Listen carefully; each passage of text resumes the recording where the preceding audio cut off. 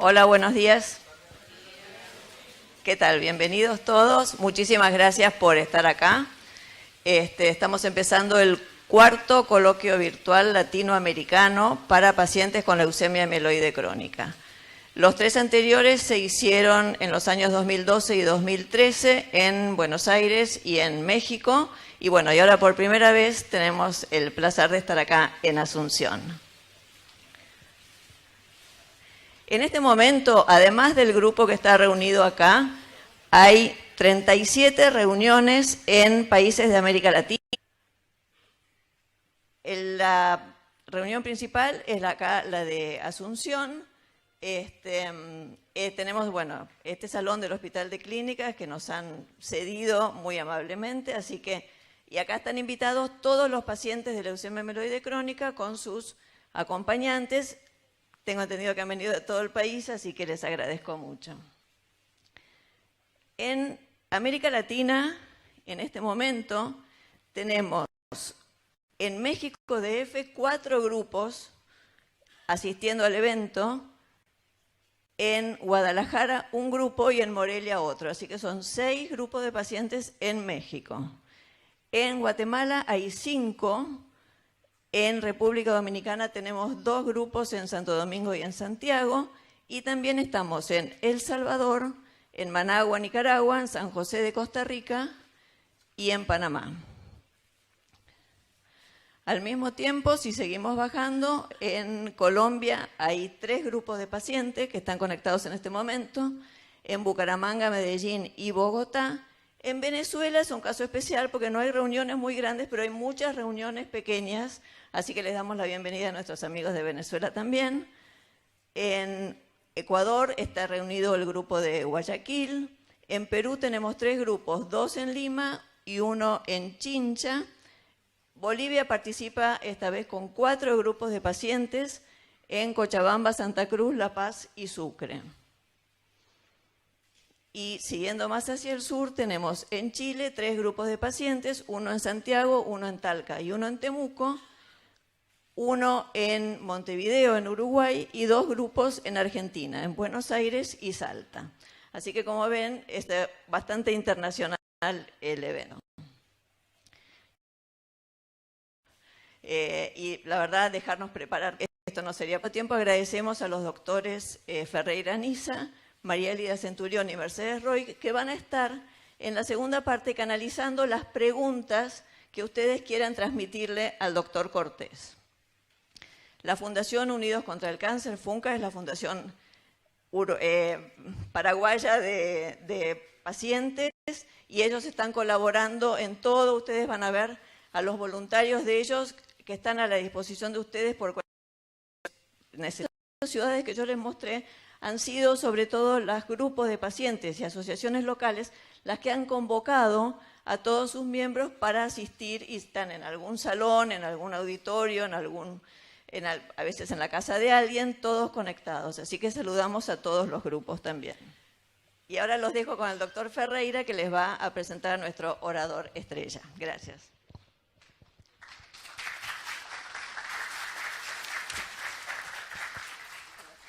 Muy buenos días a todos.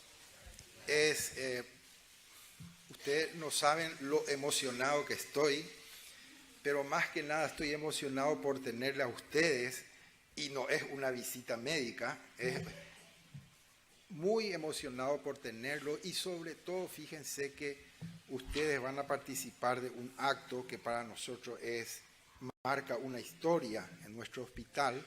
Tener la presencia de una persona de una calidez extraordinaria, de una sencillez, ya van a verlo ustedes, extraordinaria, que va a compartir con ustedes. De él surgió la idea de estar hoy acá con ustedes y hablar con ustedes, compartir. Él previamente, así como explicó la señora con ustedes, y que quizás sea la parte más importante. Y por eso es para... Ahora, ¿quién es el doctor Jorge Cortés? El doctor Jorge Cortés es un médico, se recibió de médico en la Unidad de Extraordinaria Difusión de los Problemas Hematológicos, preside la sección de leucemia mieloide crónica en el departamento de leucemia, ya lo he dicho. Así que, profesor Cortés.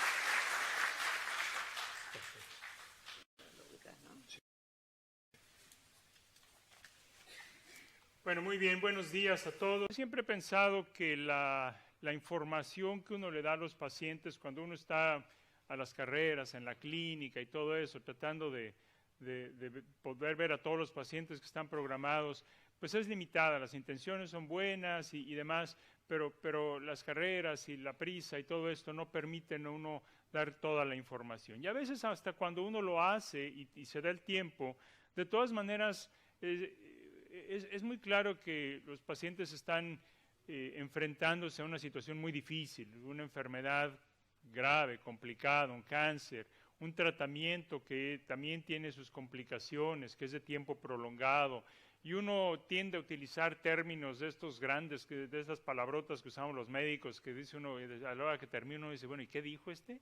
Y entonces la idea era tratar de tener una situación un poquito más relajada, en donde uno pudiera explicar algunos de estos términos y tratar de facilitar qué es a lo que estamos buscando, etcétera. Niveles, una disculpa por esto, pero la idea es que todo el mundo entienda todas las cuestiones importantes. Después llegaremos a la sesión de preguntas en donde la idea es eso, responderles todas sus preguntas. Hay aspectos importantes sobre eso. Uno, no hay pregunta tonta o básica o obvia o lo que sea. Cualquier pregunta que tengan es válida. Esta es mi llegada en el Maratón de Nueva York el año pasado, en noviembre del 2015. Yo siempre había sido muy holgazán, nunca había hecho nada de ejercicio y después por ahí un día me dio por correr. Mi esposa me dijo, hoy vamos a correr, que no sé qué tanto. La primera vez que salí a correr con ella, yo juraba que lo que quería era el seguro de vida, porque yo pensé que me moría. Pero bueno, poco a poquito lo va uno haciendo y todo, y que fijarse sus objetivos, prepararse, planearlo, ser constante y mantener el objetivo. El objetivo final vale la pena. O sea, ahí me ven, yo estoy corriendo, estoy cansado, sí estoy cansado. Y me dolían los pies y me dolía hasta lo que no les platico, pero lo que uno logra vale la pena. Y es lo mismo en esta enfermedad. Esto es un maratón, no es algo a corto plazo. Hay momentos en donde uno se siente bien, hay momentos en donde uno no se siente bien, pero vale la pena.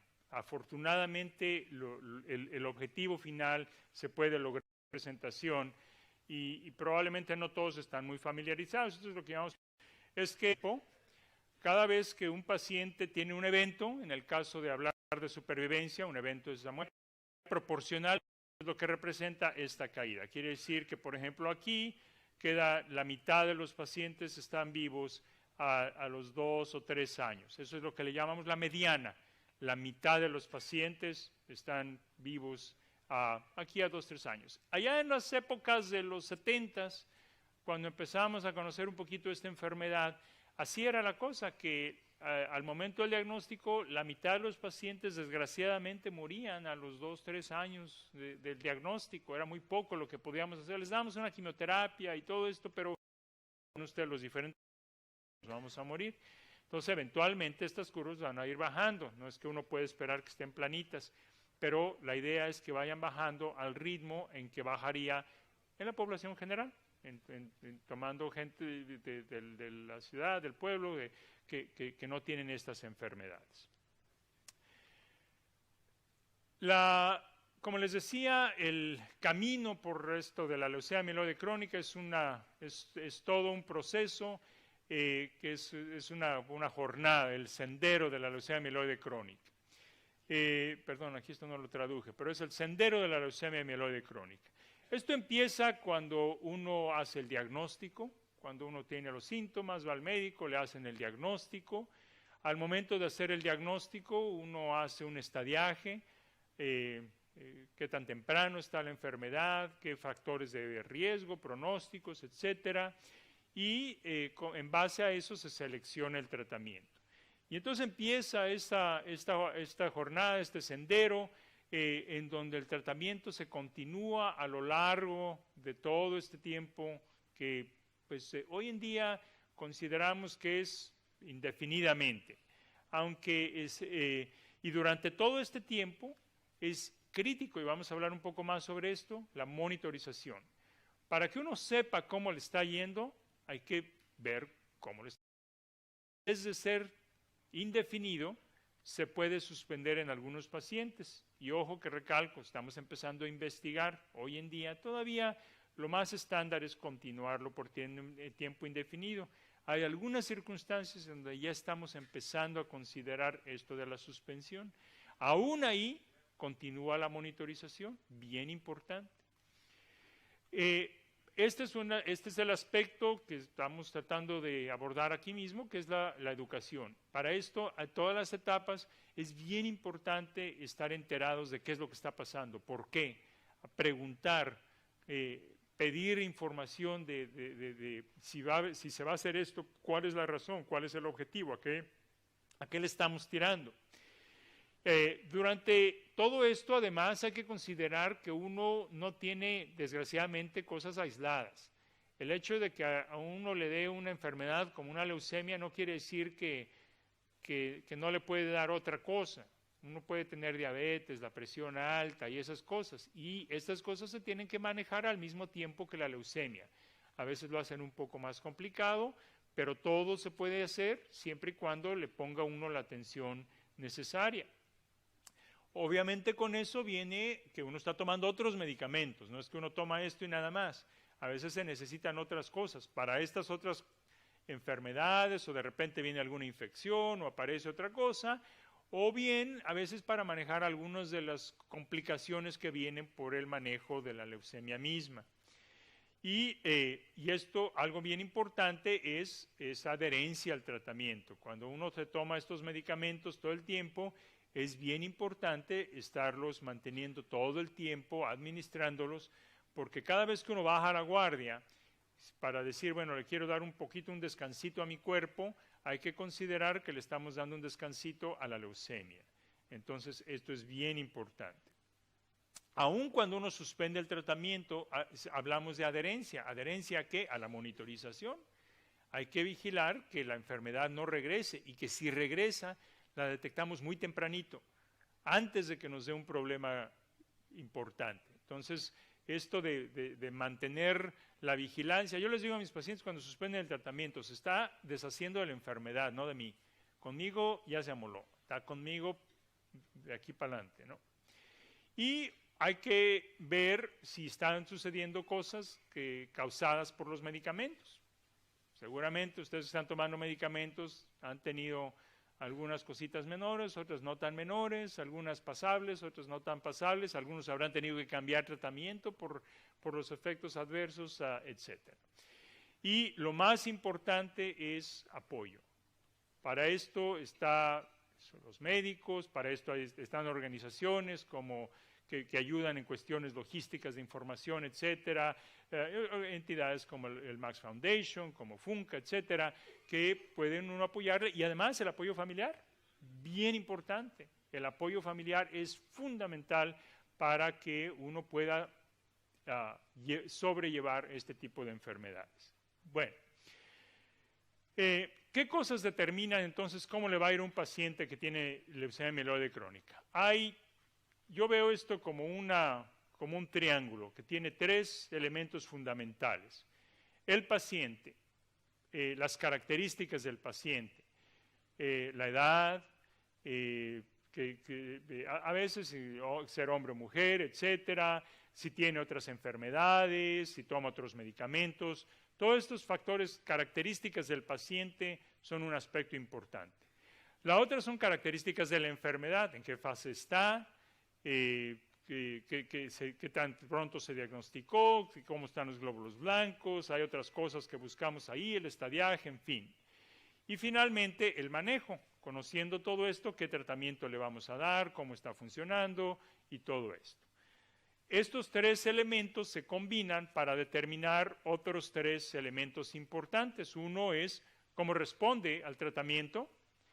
El segundo, los objetivos de supervivencia, como la supervivencia del paciente, las recaídas, la transformación, todo eso que llamamos supervivencia libre de eventos, supervivencia libre de transformación, etc. Y finalmente, la posibilidad, que insisto, hoy en día es algo que todavía se debe considerar muy en investigación, pero la posibilidad de eventualmente suspender el tratamiento. Bien,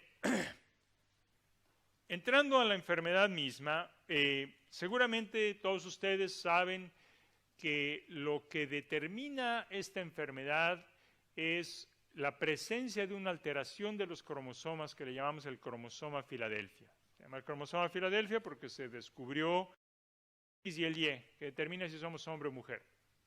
Bueno, lo que sucede en esta enfermedad es que el cromosoma 9 y el cromosoma 22 se rompen y cambian un pedacito de su material. Un pedacito del 9 se va al 22, un pedacito del 22 se va al 9. El cromosoma 22 es de por sí muy chiquitito y el pedacito que viene del 9 es más chiquito de lo que pierde. Entonces queda un cromosoma chiquitito, que cuando uno analiza los cromosomas en los estudios que hace uno en el laboratorio, es muy fácil de identificar. Y lo que sucede es que al romperse estos cromosomas y volverse a unir con el pedacito del otro cromosoma, como ustedes saben, los cromosomas almacenan el material genético.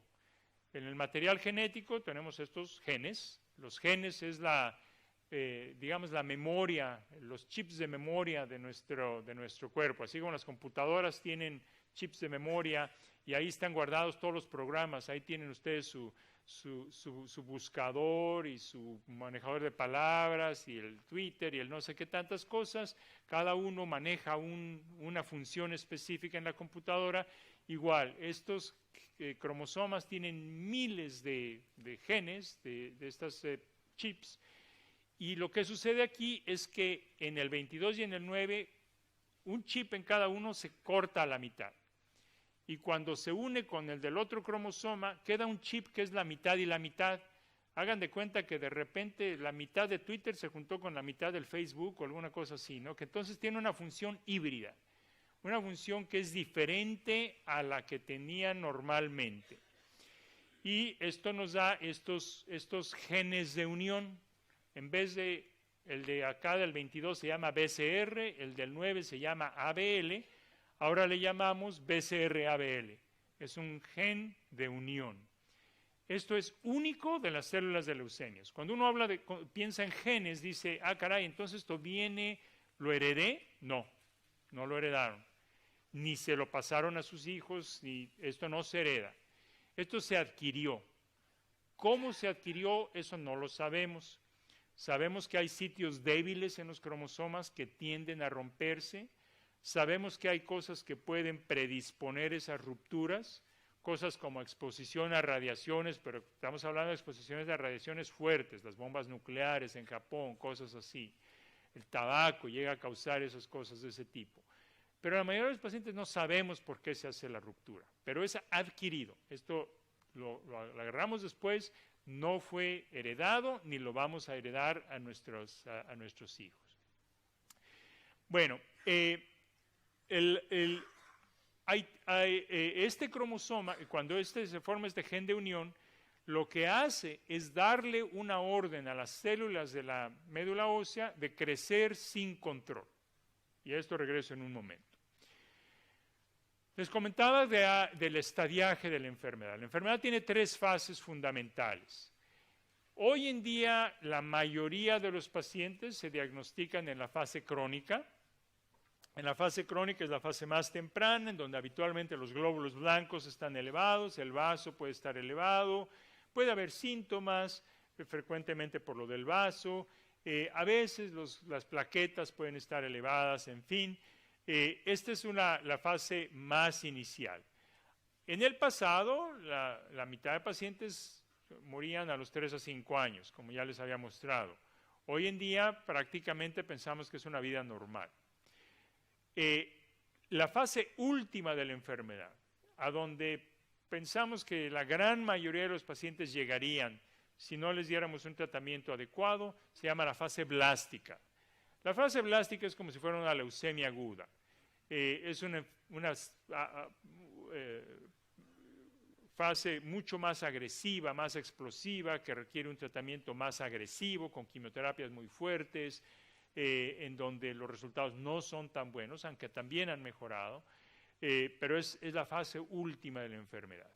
Y algunos pacientes pasan por una fase intermedia que le llamamos fase acelerada. Es decir, está empezando a cambiar algunos parámetros en la sangre que nos dicen, ojo, esto está empezando a irse hacia la fase blástica. Todavía nos da una oportunidad más. Ya no es tan fácil el tratamiento, pero todavía se puede mejorar el pronóstico en muchos de los pacientes. Y cómo definimos estas fases depende fundamentalmente de las características de la sangre y de la médula ósea. Contamos cuántos de los glóbulos blancos, como ustedes saben, en la sangre tenemos glóbulos blancos, glóbulos rojos, plaquetas, y de los glóbulos blancos hay muchos tipos. Los glóbulos blancos nos defienden, es nuestras defensas, digamos. Y como las fuerzas armadas de un país que tienen la fuerza naval y la fuerza aérea y los soldados, todos nos defienden, pero con funciones diferentes. Lo mismo los glóbulos blancos. Hay neutrófilos, hay monocitos, hay linfocitos, hay basófilos. Son las fuerzas armadas. Cada uno tiene su función diferente. Entonces contamos cosas como los basófilos, los blastos, etcétera, y los porcentajes, cuando empiezan a subir, nos determinan que la enfermedad está pasando a las fases más avanzadas.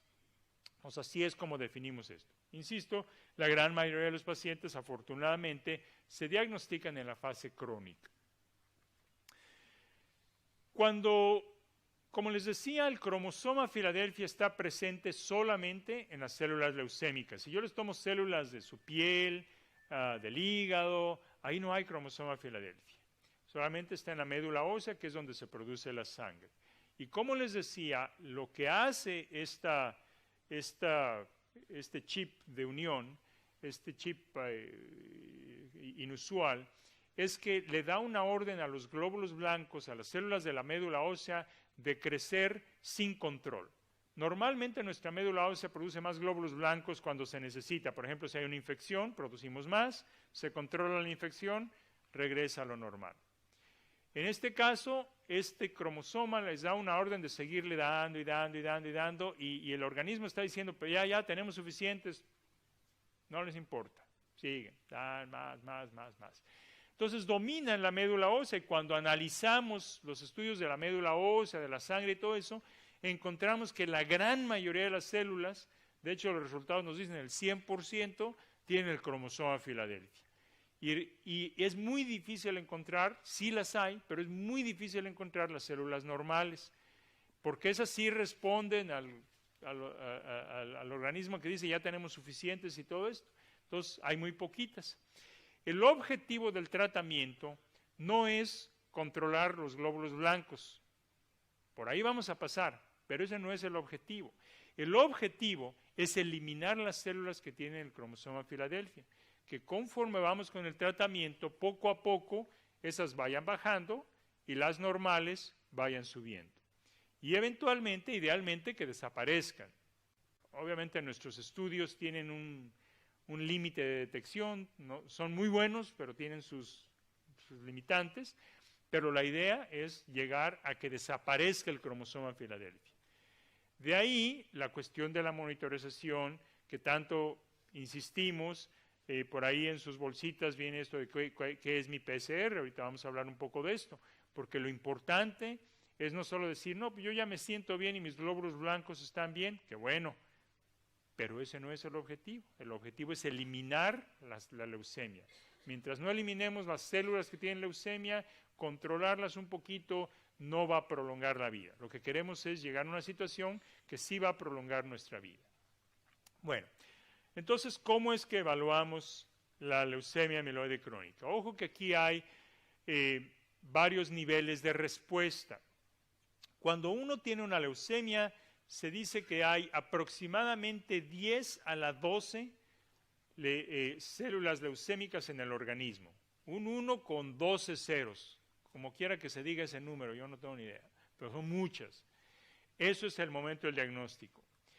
Cuando uno logra lo que se llama la respuesta hematológica, una remisión hematológica completa, es decir, que los glóbulos blancos están bien, el vaso ya bajó, yo me siento bien, se ve muy bien, pero todavía queda mucha enfermedad en el organismo, mucha enfermedad. Por eso les digo que nuestro objetivo no es este, eso no es suficiente. Entonces sigue uno el tratamiento y analiza el cromosoma. Analiza los estudios de los cromosomas para ver si está este cromosoma chiquitito, el 22, con el pedacito del 9, etc. Y ahí pasamos a lo que se llama una respuesta citogenética completa. En un momentito voy a las definiciones de esto. Pero básicamente quiere decir que ya no vemos el cromosoma en el estudio de los cromosomas. Esto es bien importante y de alguna manera podemos decir que es el estándar de oro, porque con esto sabemos que la supervivencia ahora sí mejora significativamente, probablemente a la supervivencia que uno esperaría si nunca hubiera tenido la leucemia. Pero ojo, que todavía queda mucha enfermedad. Ya no la vemos por ese estudio, pero todavía queda mucha enfermedad. Afortunadamente, hoy en día tenemos mejores pruebas, así como tenemos mejores tratamientos, tenemos mejores estudios para ver la enfermedad de manera más profunda, que es un estudio que se llama el PCR. Este PCR nos da la respuesta molecular y con eso vemos que llegamos a niveles muy bajitos de la enfermedad. Aún ese estudio, tan bueno como es, tiene sus límites de detección. Cuando se vuelve cero, realmente nosotros hablamos de que es indetectable, no que es negativo. ¿Por qué? Porque reconocemos que tiene su límite de detección. Les pongo un ejemplo. Si ustedes, y bueno, esto no es algo que uno sigue todos los días, pero de repente sale ahí en las noticias que dicen se encontró una nueva estrella. Y si uno piensa, los astrónomos encontraron una nueva estrella que está a no sé cuántos años luz, que uno no sabe ni de qué están hablando. Pero si uno piensa, hace 10 años nos decían, la estrella más lejana que existe en el universo es la estrella tal, la que sea, no sé cómo se llama. Y wow, uno decía, tanto tiempo allá y no sé qué tanto. Bueno, y luego, no sé, 5 años después o 10 años después nos dicen, se encontró una nueva estrella más lejana. ¿Que esa estrella es nueva? ¿No existía? No, claro que existía. Lo que pasa es que ahora tenemos un telescopio más potente que nos permite ver más allá. Más o menos es lo mismo. Cuando nada más teníamos esta prueba, pues esto era lo más que podíamos buscarle. Ahora tenemos un estudio más potente y podemos llegar acá. Esto es la época cuando teníamos el interferón y aquellas cosas. Ahora tenemos estudios más potentes que nos permiten llegar hasta acá y algún día le vamos a llegar más hasta acá. Pero obviamente lo que uno quiere es tener la menor cantidad de enfermedad en el organismo posible, porque eso nos permite pensar que hay menos riesgo de que en algún momento vaya a recaer. Entonces, cuando uno dice, y estoy en remisión, hay que recordar que hay niveles de remisión hematológica, la sangre está mejor, citogenética, ya no veo el cromosoma, molecular, el PCR está mejor, o hasta niveles en donde ya tampoco es positivo. Bueno, entonces, hablando un poquito de estos estudios, la citogenética, el estudio de citogenética se hace en la médula ósea.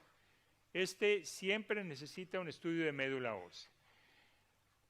La ventaja que tiene es que me deja ver todos los cromosomas, no solo el 9 y el 22. Hay veces que hay alteraciones en los otros cromosomas y esa es información importante. Me deja ver todas las células, cómo se ven sanas o no. Otros factores que para el estadiaje, cuántos blastos, cuántos basófilos.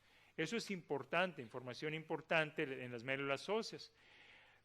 Pero tiene desventajas la citogenética. Uno es la médula ósea, que todos ustedes seguramente han tenido médula ósea y saben que pues, no es un estudio agradable, o sea, duele. O sea, ¿para qué le hacemos? Duele. Entonces, bueno, eso es una desventaja, pero solo se puede hacer ahí. La otra es que el estudio de citogenética no es tan potente, no es un telescopio tan potente. Es bueno, pero no es tan potente, se puede ir más allá hoy en día. Hay un estudio que se llama FISH, probablemente algunos de ustedes han tenido un estudio del FISH. Este es un estudio donde también buscamos el cromosoma, la unión del BCR y el ABL, del 9 y el 22, que es un poquito más sensible. El cromosoma se cuentan 20 células. Gruesamente decimos que puede encontrar una célula mala entre 100 buenas. Me permite encontrar gruesamente como una célula mala entre 1000 buenas, gruesamente. Entonces, la ventaja es que es un poco más potente y que se puede hacer en la sangre. No solo se puede hacer en la sangre o en la médula, es igual, pero se puede hacer en la sangre. Desventajas es que solamente me deja ver el cromosoma Filadelfia. No me dice nada de otros cromosomas, no me dice nada de cómo se ven las células, nada. Me dice del cromosoma, nada más. Y tiene un poquito de falsas positivas, es decir, a veces a niveles bajitos, un 1% podría ser cierto, podría ser un falso positivo. El estudio que más usamos en pacientes que tienen buena respuesta es PCR, es la respuesta molecular. Las ventajas también se puede hacer en la sangre o en la médula, se puede hacer en los dos. También la ventaja es la potencia, es el más potente de todos.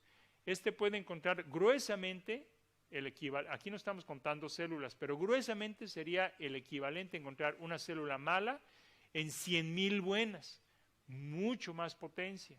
Entonces, por eso nos permite ver más abajo en esa grafiquita que les mostré previamente.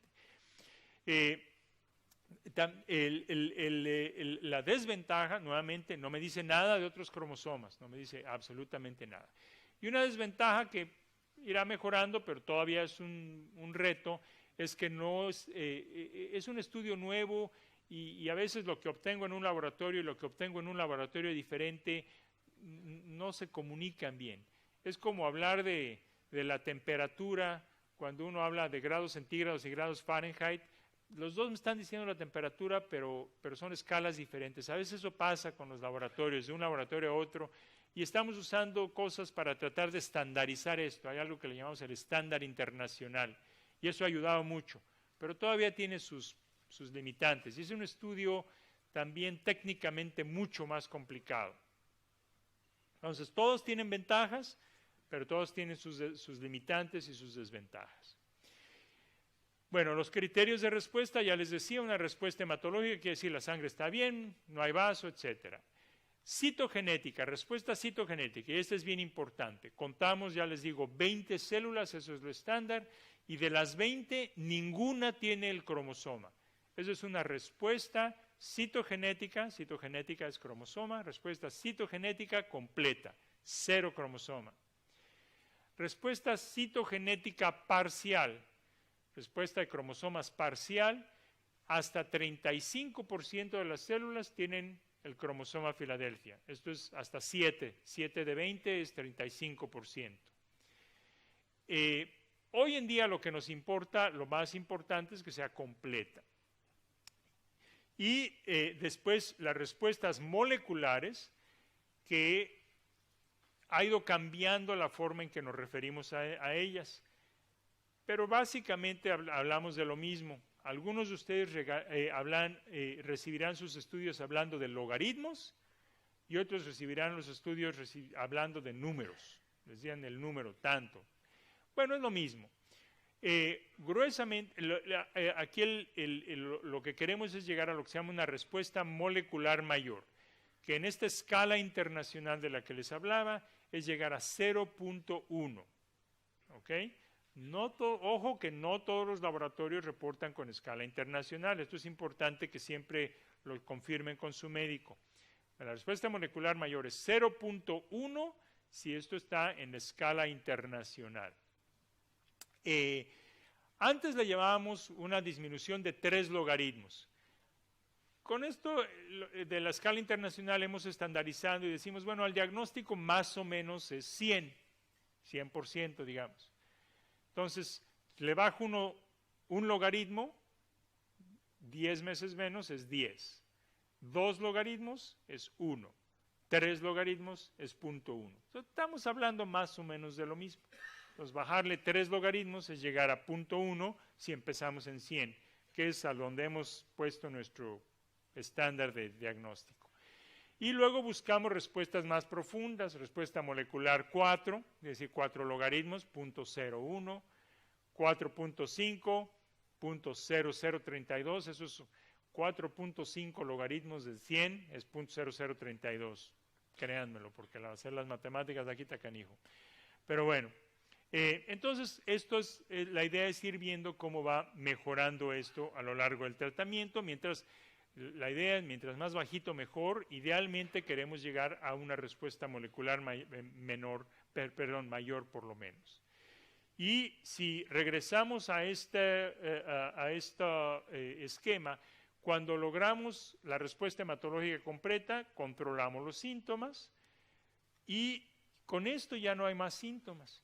Entonces el cómo me siento es un parámetro muy importante, pero no muy preciso para definir cuánta enfermedad queda en el organismo.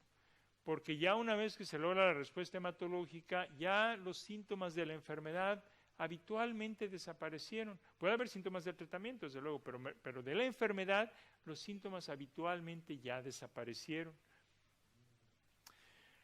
Les decía yo que la respuesta citogenética completa, la de cromosomas, es el estándar de oro, se estableció como el estándar de oro.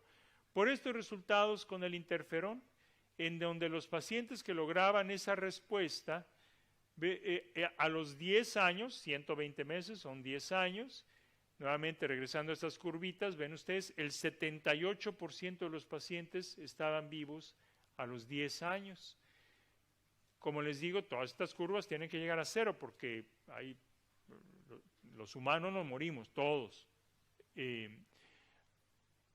Entonces, esto se parece ya mucho a las expectativas de vida de cualquier individuo que nace y tiene una vida normal y por ahí algo le va a pasar, ¿no?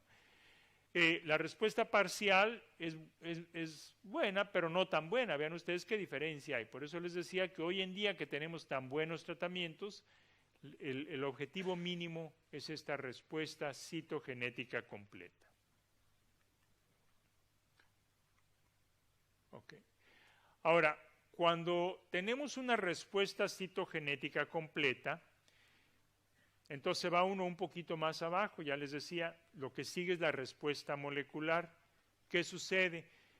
Estos dos curvitas, los dos tienen una respuesta citogenética completa. Los dos, ya por el estudio de cromosomas, no se ve el cromosoma. Pero estos tienen una respuesta molecular mayor. Ese es el menos del 0.1.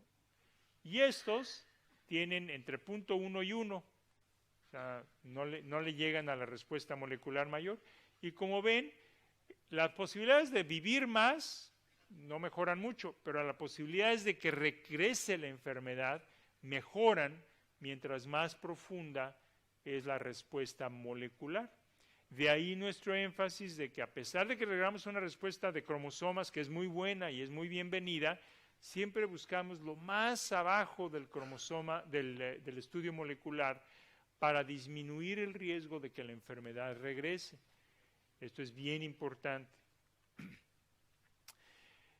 Nosotros hemos hecho muchos estudios y más o menos tenemos ya claro que no solamente se trata de lograr una respuesta, sino lograrla a ciertos tiempos, nos da las mejores posibilidades de un buen pronóstico a largo plazo. Porque sobre todo con los tratamientos que tenemos hoy, hay que recordar siempre que uno ya no le está tirando a estar bien por 1 o 2 años.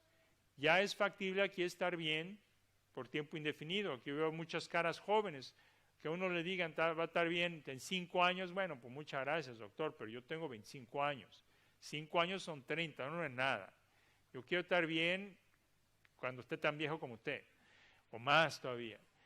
Entonces, estas respuestas óptimas es lo que sabemos que se asocia con las mejores posibilidades de que el paciente debe estar bien ahorita, en 5 años y allá a los muchos años después. Entonces siempre le tiramos estas respuestas óptimas. Y luego tenemos criterios, y esto se los pongo aquí, pero no es cosa que se tenga que aprender ni nada de esto. Esto es donde uno tiene que ayudarles, irlo traduciendo sus resultados a cada momento. Cuando tenemos una de estas que le llamamos falla, ahí es donde uno tiene que decir, sabe que es momento de tratar de cambiar el tratamiento si se puede, o hacer algo para mejorar el pronóstico, dependiendo de qué opciones tengamos disponibles, etcétera. Entonces, esto es algo de lo que seguimos mucho y por eso enfatizamos mucho hacerle su estudio en tal momento y analizarlo para ver cómo va la respuesta. Entonces, resumiendo esto de la monitorización, ¿por qué es importante la monitorización? Entonces, aquí les enfatizo que el número no es lo importante. Esto no es la lotería en donde el 8 se sacó el premio mayor. Lo que es importante del número es que es un predictivo de lo que realmente importa. Lo que uno quiere es estar vivo y bien de aquí a sabe Dios cuándo. Eso es lo que uno quiere. Pero como eso está muy lejos y no lo puedo medir ahorita, lo que puedo medir es mis resultados. Mi cromosoma, mi FISH, mi PCR. Habrá quien tenga uno más disponible que el otro, está bien. El que se tenga... El PCR nos importa mucho, pero hay veces que no se logra. Bueno, el que se tenga, que me pueda predecir con la mayor certeza posible que voy a estar bien a muy largo plazo. Eso es lo importante de estos estudios. Con eso uno identifica a los pacientes que tienen una buena respuesta, que nos predicen lo que va a pasar a largo plazo y de los pacientes que van a necesitar un tratamiento diferente. Y yo quiero identificar a esos pacientes antes de que se sientan mal.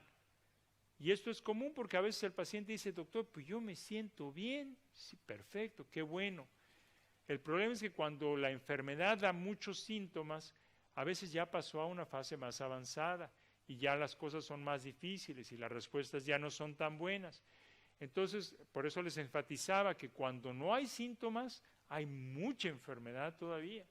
Entonces, la ventaja de estos estudios es que me permiten detectarlo antes de que el paciente se sienta mal. En la mayoría de los casos, antes de que el paciente se sienta mal.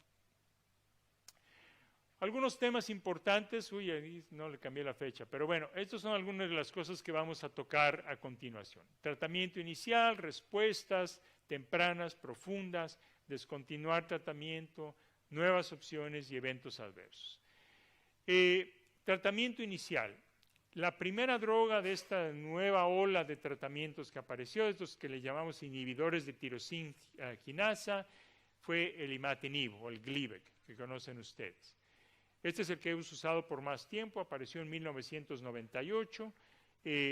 Tenemos estudios, este estudio que fue el clásico, se siguió por 8 años, pero ya tenemos más de 10 años de seguimiento.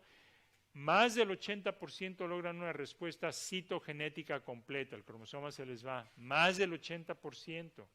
Con interferón esto era como 20%, para que vean la diferencia. Supervivencia libre de eventos, más del 80% a 8 años están vivos y bien, no han recaído, no han perdido su respuesta, nada. Y están vivos 85%, pero si uno elimina muertes por otras causas, ha habido el que muere de un accidente, ha habido el que muere de un infarto, el que muere de otras cosas que no tienen nada que ver con la leucemia, más del 90% de pacientes están vivos. Entonces, ahí empiezan a ver que ya la leucemia ya no está siendo la causa de muerte, y esto es bien importante de recordar. Ha habido estudios utilizando nuevas drogas. La segunda generación de drogas, que son más potentes, una de ellas se llama dasatinib o Sprycel. Hemos hecho estudios comparando el dasatinib contra el imatinib y vemos que se logran muy buenas respuestas, un poco más de respuestas, más profundas, más rápidas, menos pacientes pasan a la fase acelerada o a la fase blástica. hoy en día no hemos visto que mejore la supervivencia y obviamente va a llegar un momento que ya no se puede mejorar la supervivencia.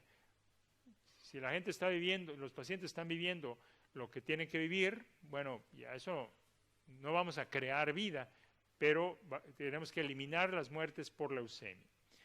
Y vean ustedes las respuestas más profundas sobre todo. Aquí estamos hablando de estas respuestas, las respuestas moleculares 4.5 logaritmos. Más allá de una respuesta molecular mayor, vean cómo esto sigue aumentando con el tiempo con imatinib. A 5 años tenemos una tercera parte de pacientes con el Gleevec llegan a estas respuestas muy profundas y sigue aumentando poco a poquito si el paciente sigue su tratamiento bien y todo. Pero con el Sprycel tenemos ya más de un 40% de pacientes. También hemos comparado el otro medicamento nuevo que se llama nilotinib o Tasigna con imatinib y más o menos vemos lo mismo, más respuestas y sobre todo más profundas, más rápidas, menos transformaciones a la fase blástica o a la fase acelerada. Y nuevamente para ilustrarlo, la frecuencia de estas respuestas moleculares 4.5, nuevamente con imatinib, aquí a 6 años una tercera parte de los pacientes. Con nilotinib, más de la mitad de pacientes ya llegan a estas respuestas. Muy buenas respuestas, muy profundas en un número importante de los pacientes.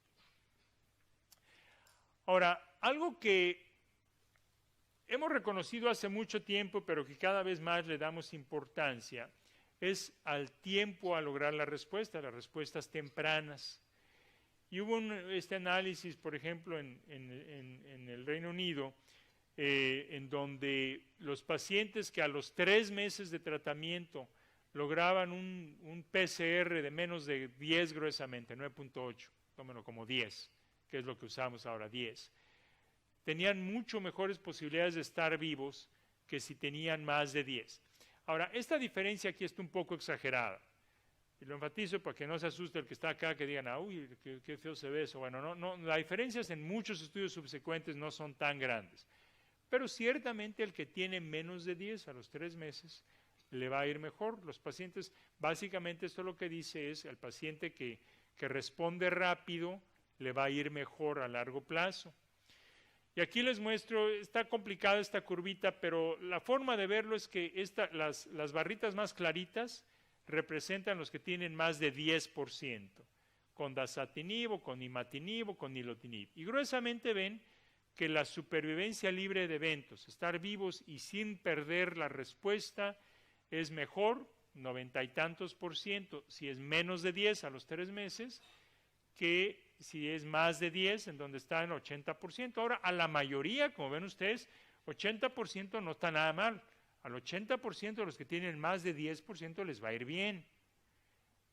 Pero a más les va a ir bien si tienen menos de 10%. Entonces, esto no es una tragedia, pero nuestro objetivo es este, porque mientras más pacientes tengamos acá, mejor. Esto es supervivencia libre de eventos. Supervivencia es estar vivo, supervivencia libre de eventos es estar vivo y sin que regrese la enfermedad. ¿Qué sucede? Que cuando utilizamos imatinib, Gleevec, como una tercera parte de pacientes tienen más del 10% a los 3 meses. Cuando utilizamos las otras drogas, como un 15%. O sea, como que se baja a la mitad el número de pacientes que tienen más del 10%. Entonces, es una de las ventajas de estas nuevas drogas. Ahora, ¿qué hacemos si a los 3 meses se ve esto? Bueno, frecuentemente uno se puede esperar. Por ejemplo, en este estudio que se los explico brevemente, aquí no hicimos nada, pero dijimos a los 6 meses yo quiero checar otra vez. Y a los 6 meses algunos pacientes ya habían recuperado el terreno perdido y a esos pacientes les iba muy bien. 100% estaban vivos a los 5 años, muy pocas pérdidas de respuesta, etc. Los que seguían retrasados, a los 6 meses ahora, no solo a los 3, sino también a los 6, se empezaba a ver un poquito más las diferencias. Entonces, Nuevamente, esto enfatiza la importancia de la monitorización para saber cómo va la enfermedad y ajustar nuestros manejos a lo que estamos viendo. ¿Qué determina esto? Uno de los factores importantes es cuánto medicamento se está tomando uno. En este estudio les explico un poquito esta tablita complicada. ¿Qué porcentaje de la dosis indicada recibió el paciente durante estos 3 meses? Yo le di 400 miligramos de Glivec por 3 meses. Digamos que si de esos 90 días el paciente por alguna razón 10 días no se tomó el medicamento, recibió el 90%. Bueno, ya ven ustedes que cuando se toma el 100%, casi el 80% tienen la mejor respuesta a los 3 meses. Cuando se toma entre el 80 y el 99 ya baja a 60. Cuando es menos del 80% ya baja al 46% de los pacientes que tienen la mejor respuesta. Entonces, no cabe duda, tomar el medicamento es bien importante. Tomar el medicamento a la dosis que se indica, todos los días que se indica, es importante. Ahora, hay razones por las que a veces no se puede tomar el medicamento. Hay veces que uno le dice al paciente, ¿sabe qué? Páremelo tantito. Le bajaron mucho sus glóbulos blancos, necesito que lo detenga. Por eso algunos pacientes a los 6 meses recuperan terreno, porque a lo mejor yo le paré el tratamiento tantito, pero después ya se recuperó, lo reinició, ya no ha tenido interrupciones y le va muy bien.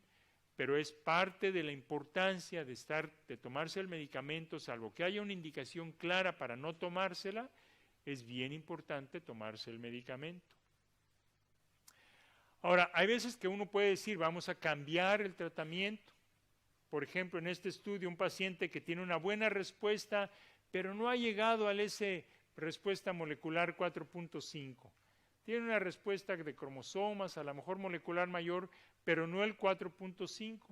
Entonces hemos hecho estudios, cambiarles a nilotinib.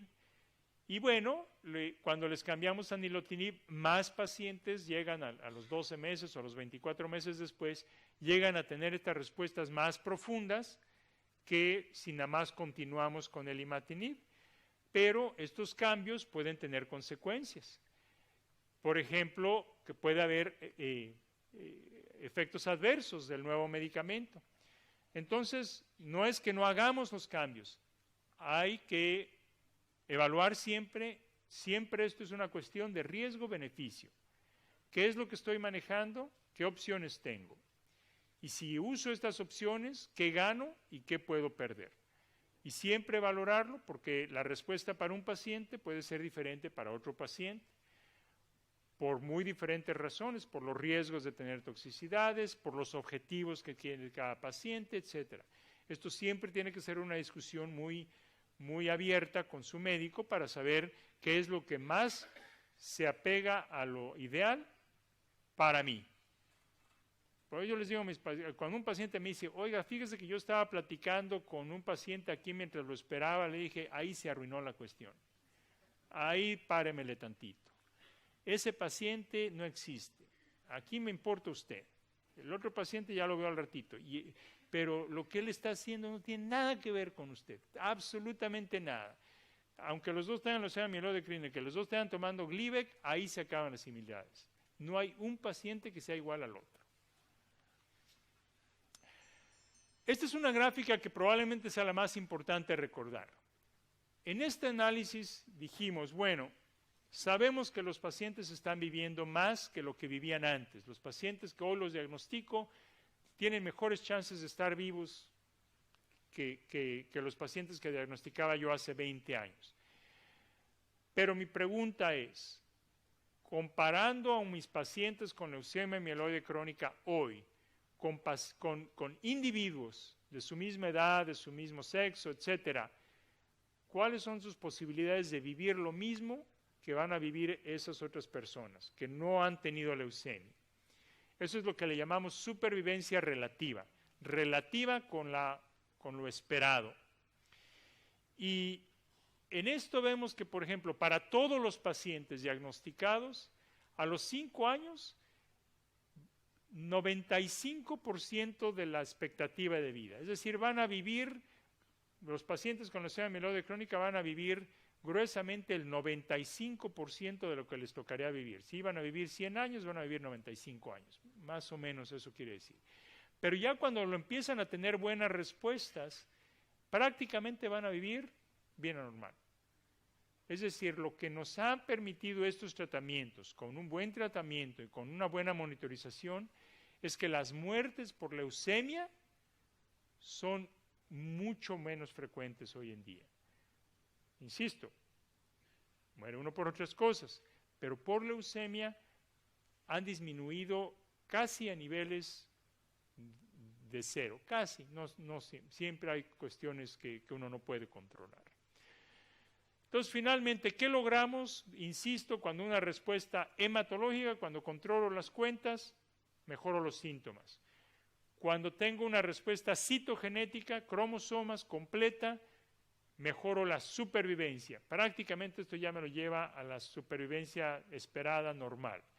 Con respuesta molecular mayor, tengo la posibilidad de vivir y además de que haya mínimos riesgos de recaída. Y con la completa o con la MR45, la posibilidad de considerar suspender el tratamiento. Bueno, entonces vamos a hablar ahora de esto de estar libre de tratamiento. Esta es la pastillita, ustedes la reconocerán y frecuentemente mis pacientes me dicen, oiga, doctor, es que yo odio tomar pastillas. ¿Cuándo me va a quitar este medicamento? No lo soporto, que no sé qué tanto. Y bueno, ya hablamos y todo eso, y platicamos todo esto y llegamos a que, bueno, tiene las condiciones, lo vamos a considerar. Y lo siguiente que me dicen es, oiga, ¿me puedo tomar todas estas?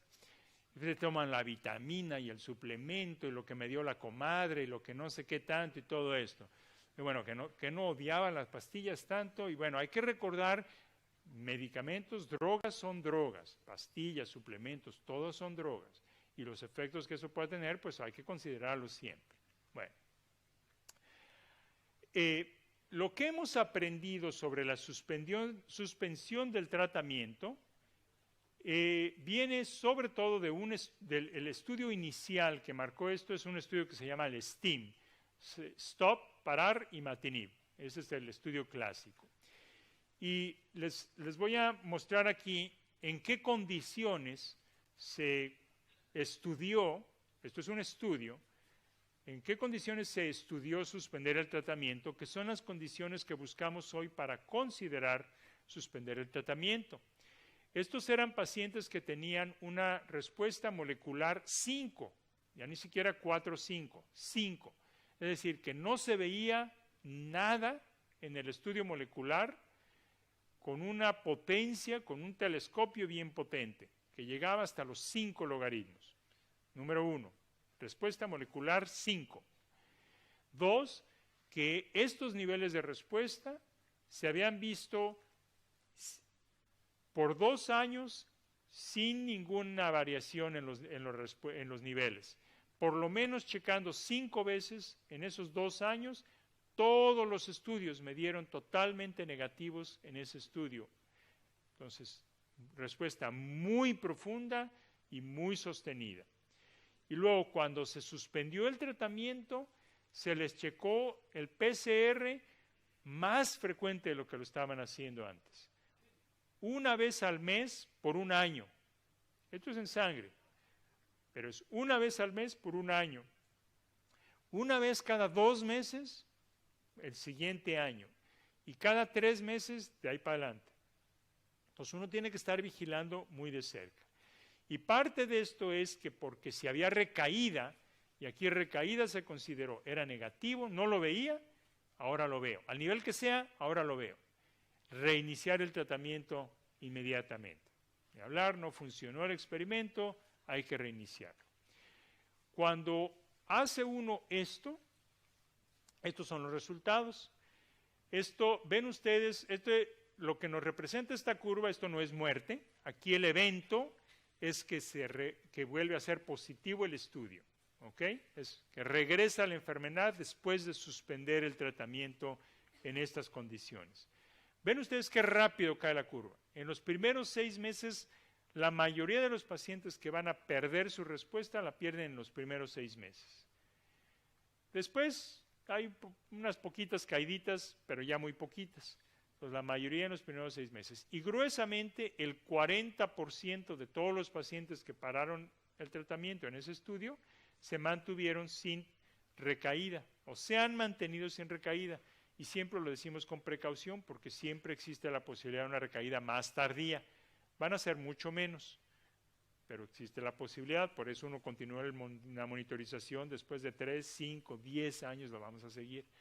Entonces el 40% se han mantenido sin recaída después de aproximadamente 5 años de seguimiento.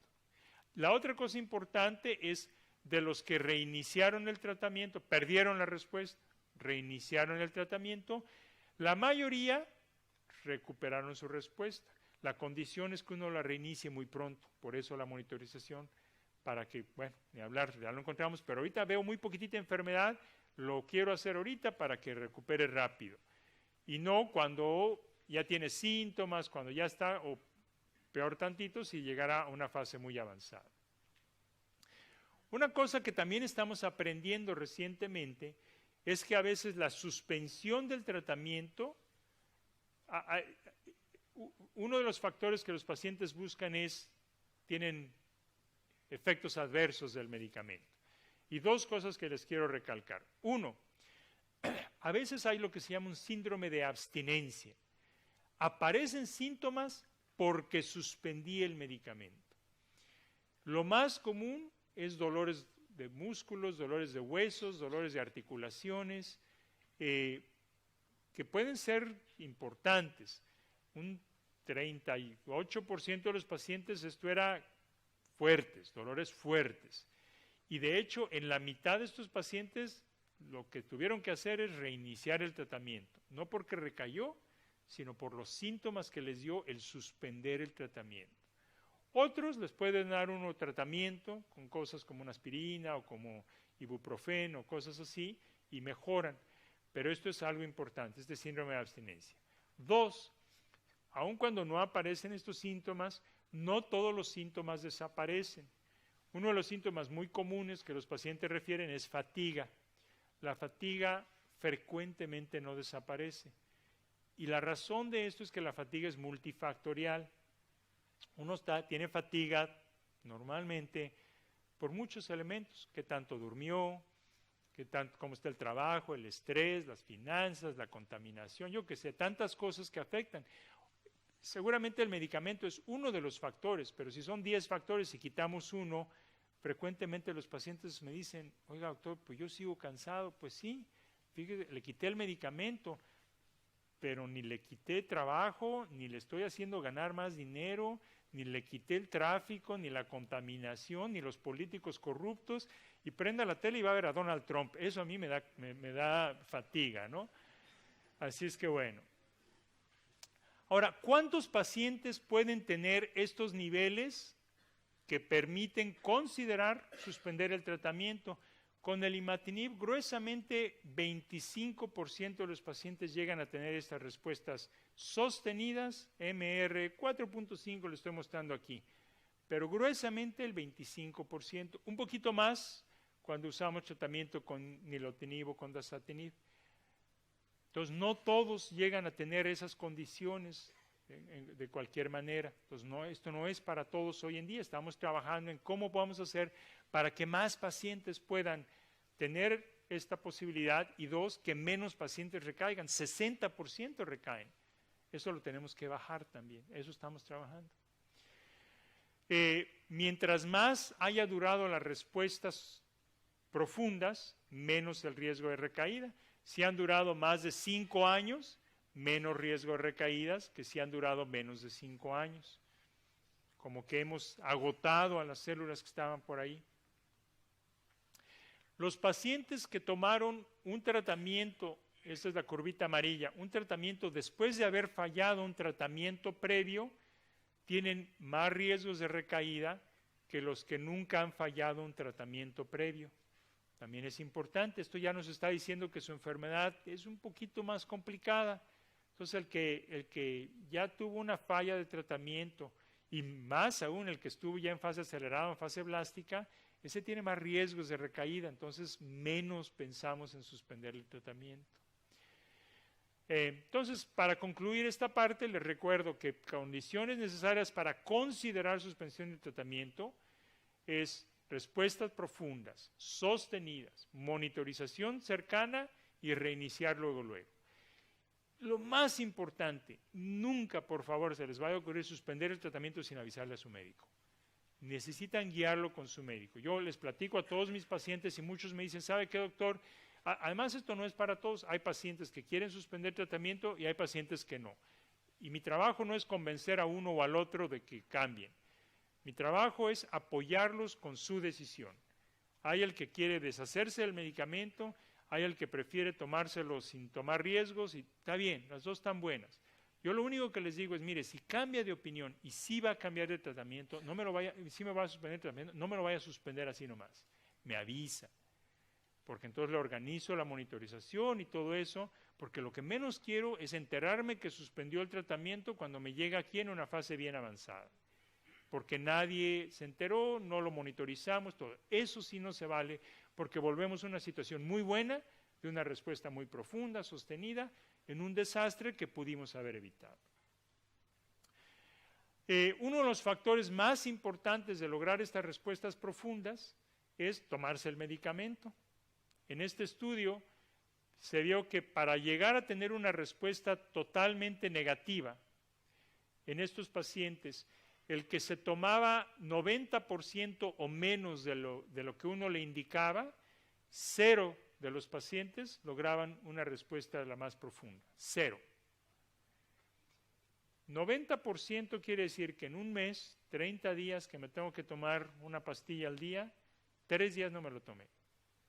No son tantos, pero con eso ya me quito mucho las chances de llegar a estas respuestas más profundas.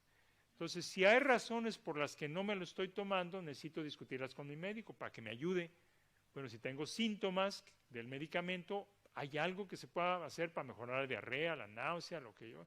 Algunas cosas las podemos manejar, otras no, hay que reconocerlo, pero algunas sí.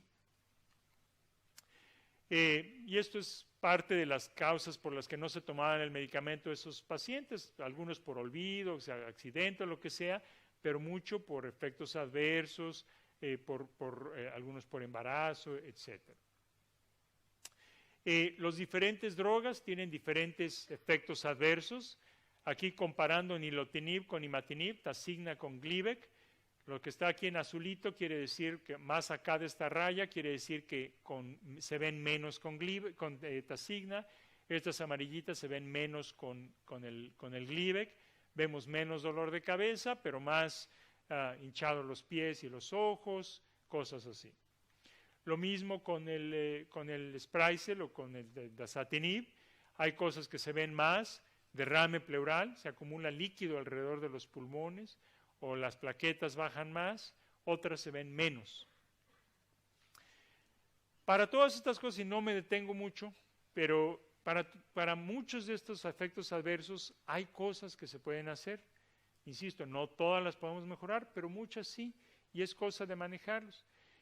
Ahora, hay que ser conscientes, en cáncer no hay medicamentos mejores que tengamos desde el punto de vista eficacia y tolerancia, efectos adversos mínimos, que esto. Comparado con quimioterapia, comparado con interferón, esto es mucho mejor tolerado, pero tiene efectos adversos. Y díganme el medicamento que quieran, el que ustedes quieran, y les digo una lista enorme de posibles efectos adversos. Todos tienen. La cuestión es tratar de manejarlos lo mejor posible. Una cuestión que hemos aprendido recientemente es que estas drogas pueden causar, algunas más que otras, lo que llamamos eventos arteriotrombóticos, como coágulos en las arterias que pueden determinar problemas en el corazón, angina, infartos, ataques al corazón, problemas en el cerebro, una hemorragia, no tanto una hemorragia cerebral, sino un coágulo en el cerebro que quede con parálisis, etcétera, o un coágulo en las arterias de las piernas o de los brazos que hagan que se tape la circulación y en algunos casos llegan a necesitar amputaciones y esas cosas, ¿no? Más se ven con el nilotinib, con el ponatinib, un poco con el dasatinib, con el imatinib. Se ven a veces, porque eso nos puede pasar a cualquiera, pero no parece aumentar el riesgo. Los otros sí parecen aumentar el riesgo, discretamente, tampoco se asusten, discretamente, pero pasa. Y una de las cosas importantes es que se ve más en el paciente que es diabético, que es hipertenso, que tiene el colesterol alto, que es obeso. Entonces, lo más importante es manejar todas esas cosas para disminuir los riesgos de que sucedan estas cosas. Aquí esto es un resumen de lo que les había dicho. Lo más importante, el manejo, estar vigilando siempre, vigilar la presión, vigilar la diabetes, vigilar todo esto, controlar todas estas con lo que se necesite. A veces ajustar la dosis, a veces nada más es cosa de bajarle la dosis del nilotinib o de lo que sea para disminuir los riesgos. Una cosa que frecuentemente les decimos a los pacientes, se los debemos decir siempre, y los pacientes dicen, bueno, ¿y por qué? No puede tomar pomelo o toronja. ¿Por qué? Bueno, lo que sucede es que el pomelo, aquí le dicen pomelo, ¿ah? Sí, pomelo, nosotros le decimos toronja en México. El pomelo tiene una sustancia, se llaman estos derivados de la furanocumarina, así se llaman, eso no es mi culpa, que inhiben como ustedes saben, todos los medicamentos los metaboliza el hígado, tienen enzimas que hacen que ya que el medicamento hizo lo que tenía que hacer, lo deshacen para que circule y se vaya. El pomelo tiene estas sustancias que inhiben estas enzimas del hígado que metabolizan los medicamentos. Muchos medicamentos se metabolizan por esas enzimas. Entonces, si el aparato que limpia la basura, digamos, funciona menos, bueno, se acumula más el medicamento. Y vean ustedes, tomándose, en este caso, nilotinib con jugo de toronja, con el jugo del pomelo, esto es cuánto de la droga se acumula en mi organismo. Y vean que con el anaranjadito es mucho más que si me lo tomo con agua, mucho más. Gruesamente aumenta la exposición un 60%, tengo niveles más altos. ¿Y qué pasa con eso? Más riesgo de efectos adversos, más riesgo de que vaya yo a tener problemas de los que hablamos ya ahorita. Entonces, por eso decimos que no se puede tomar. Ahora, como les digo a los pacientes a veces, tampoco es que un día se le olvidó y andaba por ahí de vacaciones, estaba contento, le sirvieron el desayuno, le trajeron un jugo de pomelo, se lo tomó y luego dijo, Dios mío, pero el pomelo. Bueno, tampoco es que va a caer muerto ahí porque se tomó un jugo de pomelo, o sea, bueno. Pero bueno, hay que evitarlo, ¿no? Y bueno, como decía mi abuelo, vez al año no hace daño, pero bueno, tampoco es que vez al año no es todos los días, ¿no? Para los pacientes que han recibido imatinib o Glivec y que les falla el tratamiento, podemos utilizar otras drogas, el dasatinib o Sprycel, el nilotinib o Tasigna, bosutinib o bosulif, y muchos pacientes responden. Vean las respuestas citogenéticas completas, por lo menos un 40% responden. Hay buenas opciones de tratamiento. Estos medicamentos cada uno tiene sus propios efectos adversos, todos se pueden utilizar. Cuando hay opciones, uno trata de elegir el que menos riesgo tenga de efectos adversos según las características del paciente. Es importante conocerlo y vigilarlo. Y este es el medicamento más nuevo que se llama ponatinib o Iclusig, y también un medicamento muy potente, el más potente probablemente de todos, pero también el que más causa infartos y estas cosas. Esto lo dejamos un poquito más hacia el final. Este no lo usamos, por ejemplo, de inicio. Los riesgos parecen ser mayores que los beneficios, considerando que drogas como el Glivec son muy buenos para mayores pacientes con muy poquitos de esos riesgos. Embarazo. Nuevamente, veo gentes jóvenes aquí, frecuentemente preguntan. Una vez me preguntó un paciente, oiga doctor, ¿y qué tengo que hacer si me quiero embarazar? Le dije, mira, lo primero, consigas una pareja. Eso es importante. Pero bueno, independientemente de eso, ahí yo no le puedo ayudar, eso es cosa suya. Yo le puedo ayudar con el manejo de la enfermedad. Entonces, lo que sabemos es que cuando se toma el medicamento durante el embarazo, el riesgo de malformaciones para los bebés es alto, es muy alto. No es 100%.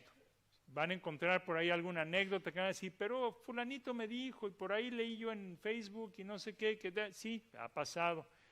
Pero como yo les digo, también mi abuelo fumaba como chimenea. Se murió a los 96 años, nunca le dio cáncer de pulmón. Eso no es prueba de que el fumar no hace daño a los pulmones. Es prueba de que mi abuelo tuvo mucha suerte, nada más. Pero a esto afecta al bebé. Entonces, esto es importante. Durante el embarazo no se puede tomar estos inhibidores, sobre todo en las fases más tempranas del embarazo. Uno tiene que suspender el tratamiento y seguir al paciente con una vigilancia cercana. Lo ideal es que cuando es un embarazo planeado, trabajar con el paciente, tratar de llevar a la respuesta lo más profunda posible para que al suspender el tratamiento, aun si regresa, que no regrese en una situación de crisis, sino en una situación que puede vigilarse nada más sin tratamiento. Para los hombres no hay contraindicación formal. Un hombre que está tomando uno de estos medicamentos puede concebir a un hijo. No parece afectar, a veces afecta un poco al esperma en cuanto al número de esperma. O sea, a algunos a lo mejor les puede costar un poquito de trabajo tener hijos o lo que sea, pero no afecta el desarrollo del bebé. A la mujer sí, porque no solamente es la concepción, sino los 9 meses del embarazo, de la exposición. Desde luego no lactancia, también se pasa por la leche. Yo tengo una actitud muy minimalista, no le hago nada a mis pacientes que se diagnostican. En algunos casos, como esta es una muchacha joven, se diagnosticó, la asustaron, vino a verme, tenía sus glóbulos blancos altos, 60, le subieron al principio del embarazo hasta 80,000. No le di nada, nada más la vigilaba.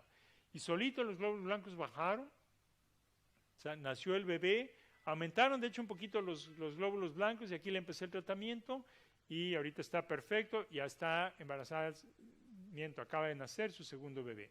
Le paré el tratamiento para que se embarazara el segundo bebé, lo trabajamos juntos y le ha ido muy bien con sus 2 embarazos.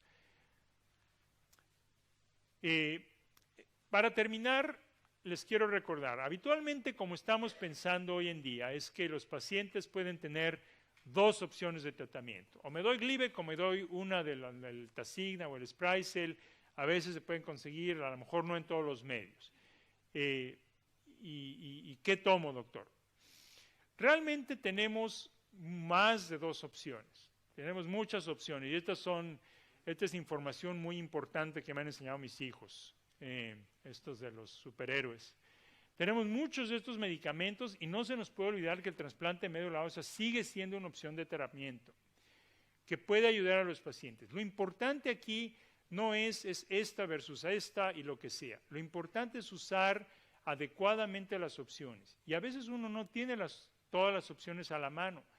Afortunadamente se puede tratar muy bien a un paciente con Glivec. Se puede tratar muy bien a un paciente con Glivec.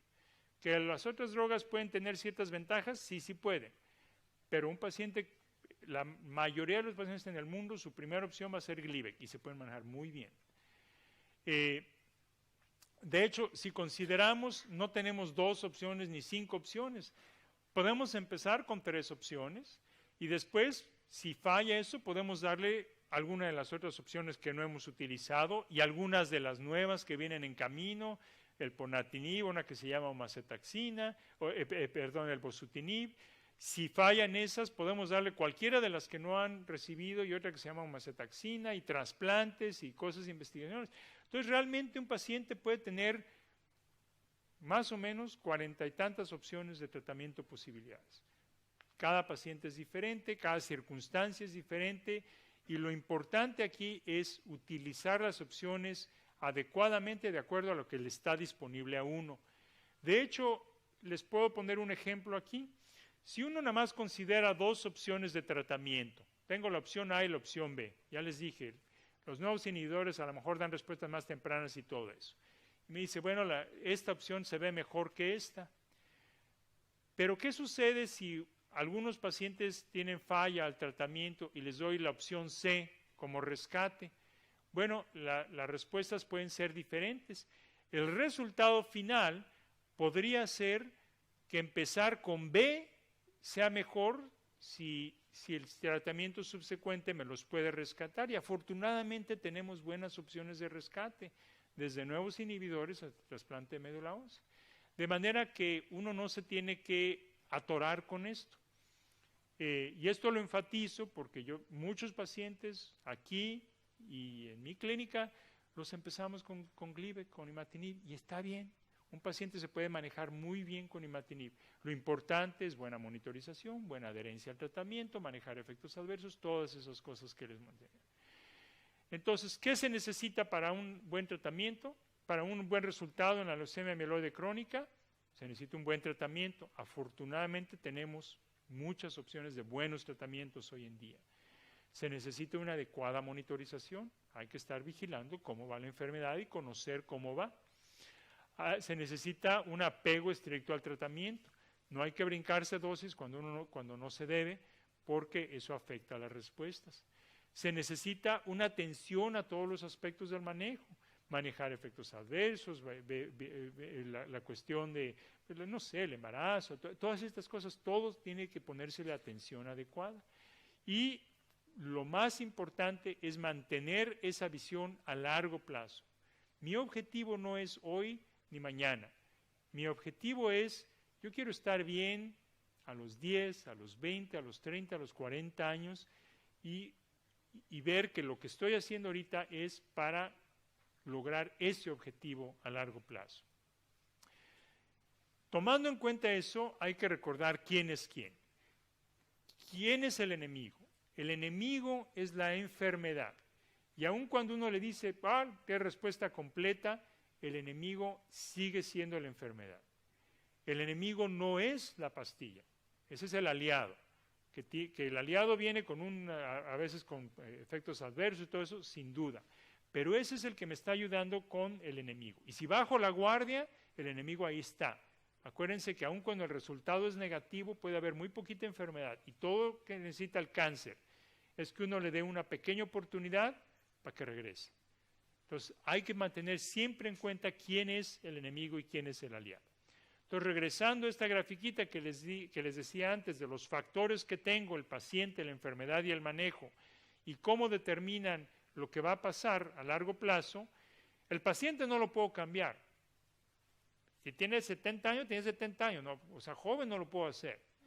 Si tiene diabetes, no, o sea, ni hablar, porque ya le tocó diabetes. La enfermedad no se la puedo cambiar, ya le llegó, no es su culpa, ya le llegó y tiene estas características y todo eso. Lo que sí puedo afectar es el manejo.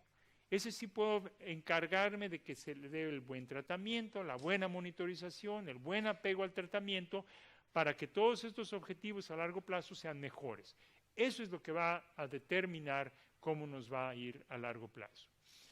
No sé si aquí yo creo que aquí no siguen mucho el béisbol, pero había este beisbolista muy famoso, ya se murió hace poco, que se llamaba Yogi Berra, un catcher de los Yankees de Nueva York. Ese era un tipo muy pintoresco, además de buen catcher era muy pintoresco, decía muchas frases así muy llamativas.